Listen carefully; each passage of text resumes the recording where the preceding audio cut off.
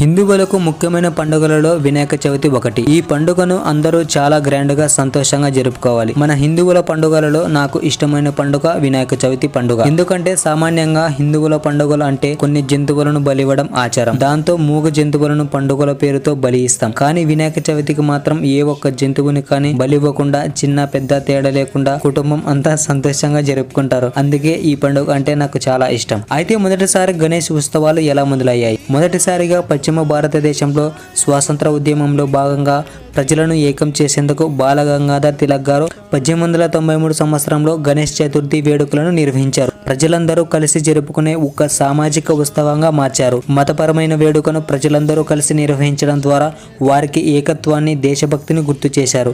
ఆంగ్లేయులు రాజకీయ సమావేశాలను నిషేధించడంతో జాతీయవాద ప్రసంగాలతో తిలక్ గారు స్వాతంత్ర స్ఫూర్తిని నింపారు. ఓకే ఫ్రెండ్స్, వినాయక చవితి జరుపుకుంటున్న వారందరికీ మండపాల దగ్గర కరెంటు వైర్లను దూరంగా ఉండేలా చూసుకోండి. ఓకే ఫ్రెండ్స్, మీ వినాయకుడి విగ్రహం ఎంత కాస్ట్ పడిందో కామెంట్ చేయండి. ఓకే ఫ్రెండ్స్, అందరికీ వినాయక చవితి శుభాకాంక్షలు.